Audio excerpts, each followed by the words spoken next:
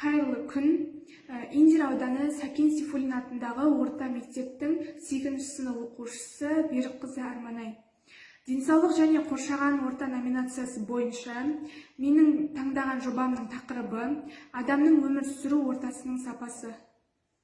Жобамның мақсаты адамның өмір сүру ортасының сапасын жақсартуға бағытталған шараларды жандандыру, қоршаған ортаны сақтауға, табиғатты қорғау негізінде жоспарлы шараларды өткізу, экологияны сақтауға өз үлесімді қосу.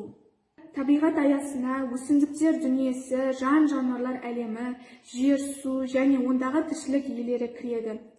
Қоршаған ортаға сырттан қандай да бір әсер болып зиян келетін болса, онда табиғат аясындағы тіршілік иелері зардап шегеді. Экологиялық жағдай нашарлап, табиғаттың тепе-теңдігі бұзылады. Соның ішінде адам денсаулығына зиян тигізеді. Адамға қажетті ауа мен судың тазалығы табиғаттың тепе-теңдігіне, экологиялық жағдайдың тұрақтылығына тікелей тәуелді. Тазалық сақталмаған жерде эпидемиялық аурулар пайда болуы мүмкін. Адам ауру сырқауға ұшырауы ықтимал. Қарапайым стаканды қоршаған орта немесе табиғат деп алайық. Оның бұрышын құраушылар өсімдіктер дүниесі, жануарлар әлемі, жер, су, топырақ, ауа, тіршілік иелері. Айталық, жануарлар әлемінде құстар жойылып кететін болса, онда орман, тоғайды ұсақ зиянкестер мен құрт-құмырсқа басып кетіп, орманға зиян келтіруі мүмкін. Сол секілді өзен, көл орынсыз пайдаланудың әсерінен тартылып, табиғаттың тепе-теңдігінің бұзылуына әкеліп соғады. Соның әсерінен төңірегінде құрғақшылық пайда болады, тіршілік көзі су тапшылығы туады. Мен сіздерге өз жобамды филокестесі арқылы таныстырғым келеді. Проблемалық сценарий адамның өмір сүру ортасының сапасын жақсарту болып табылады. Ситуацияның тууына себеп болады деген идеяға жатады. Қоршаған ортаның химиялық ластануы, физикалық ластануы, биологиялық ластануы, антропогендік ластануы. Идеяларды жүзеге асыруға көмектесетін мынандай сұрақтар дайындадым.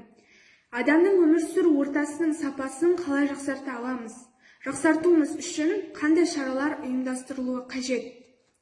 Осы сұрақтарды қою арқылы проблеманы шешетін нақты жоспар ойлап таптым. Қоршаған ортаны сақтауға бағытталған акциялар ұйымдастыру. Қоршаған ортаны сақтауға бағытталған экологиялық акция біздің мектебімізде дәстүрлі түрде ұйымдастырылуда. Акцияның тақырыбы табиғат және біз. Іс-шараның мақсаты жастар бойына қоршаған ортаға, табиғатқа және қоғамға деген экологиялық мәдениеттерін қалыптастыру. Табиғат және біз атты экологиялық акциясының іс-шара жоспары жасақталып, жоспар негізінде жыл бойына шаралар жүргізілуде. Сәуір айынан бастап мектеп ауласында мұғалімдер мен оқушылар арасында апталық сенбіліктер өткізіледі. Жыл сайын жас көшеттер отырғызылуда. Мектеп дәлізіндегі сыныптағы бөлме гүлдерін күтіп баптауға біздің де сыныптар арасындағы оқушыларымыз атсалысады. Қазіргі уақытта елімізде болып жатырған пандемияға байланысты қауіпсіздік шараларды сақтай отырып, бұл жұмыстар әлі де жалғасын табуда. Қазақстан тәуелсіздігінің 30 жылдық мерейтойына орай мектебімізде бөлме гүлдерінің саны мен түрін көбейтудеміз. 30 жылдыққа арналған 30 тал егу жоспарланып, соның 12 жас көшеті отырғызылды.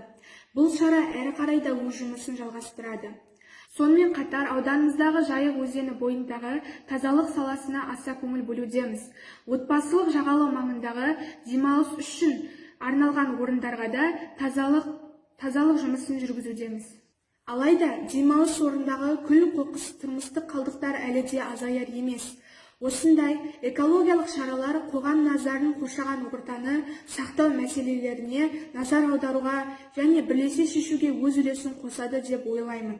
Еліміздің экологиялық проблемасына бірге атсалысайық. Біздің байлығымыз бұл біздің табиғатымыз. Назарларыңызға рахмет.